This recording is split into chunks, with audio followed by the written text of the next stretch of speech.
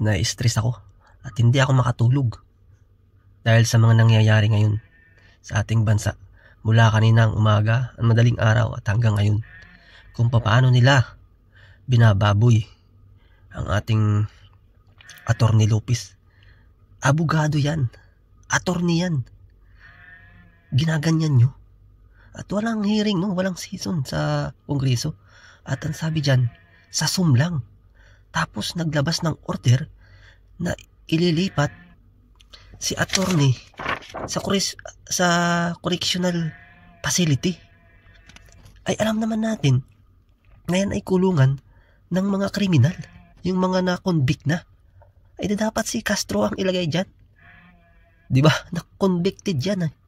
Itong si Attorney Lopez ay napakabait na tao, wala itong ginawang masama at hindi pa to nagkakaroon ng record na siya ay nakulong, pero dadalhin nyo dyan sa correctional facility. Kababuyan to. Ito po ay masasabi nating worst display power by Romualdez, di ba? At ito pang si Congressman Chua. Grabe talaga guys ang mga pang-abuso nila sa kanilang kapangyarihan. Talagang gusto nilang sirain ang mga Duterte. Pero sabi nga ni Sara Duterte, sira na ang pangalan niya. Sira na ang pangalan ng Duterte, di ba? Sa paninira nila.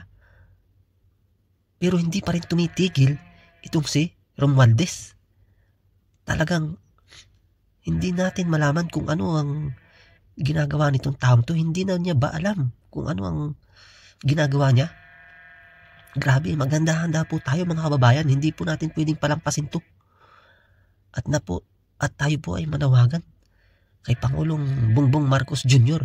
na huwag niya pong konsintihin ang mga pinaggagawa ng mga congressman ito at ang lalo na yung pinsan niya na si Romualdez na nangangarap na maging presidente sa darating na 2028. At ang sabi nga ni BP Sara Duterte, hindi ka mananalo at walang bubuto kahit mamigay ka ng ayuda na yung pinamimigay naman niya ay galing sa taong bayan. At doon po sa mga kababayan natin dyan na binibigyan ng ayuda na galing kay Romualdez at dyan sa pamilyang Marcos, ay tanggapin nyo po. Alam nyo po kung bakit? Dahil pera po ninyo yan. Pera po ng taong bayan yan. Hindi po yan galing sa sarili nilang bulsa. Diba? At ngayon po, yung mga nangyayari dyan ngayon, sa panggigipit nila kay Attorney Lopez, akalain nyo, maraming magre-react dyan guys. Ang ating mga kapulisan na talagang makabayan o dyan sa ating mga kasandaluhan, sa ating mga kababayan, wag po nating isang bahala, so walang bahala itong mga nangyayaring ito ngayon. Talagang garapalan na po at umaabuso na po sila sa kanilang kapangyarihan at hinahayaan naman po ng ating Pangulo na ni BBM, di ba? So grabe po. The worst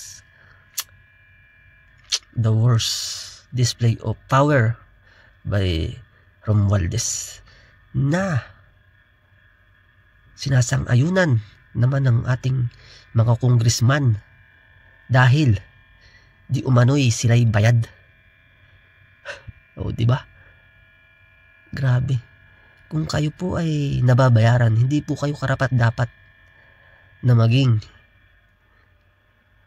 o manungkulan sa gobyerno.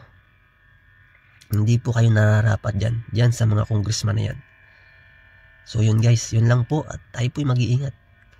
Protect our Vice President and the family Duterte sa mga oligarchs na yan na gusto mo na namang maghari-harian sa bansang Pilipinas.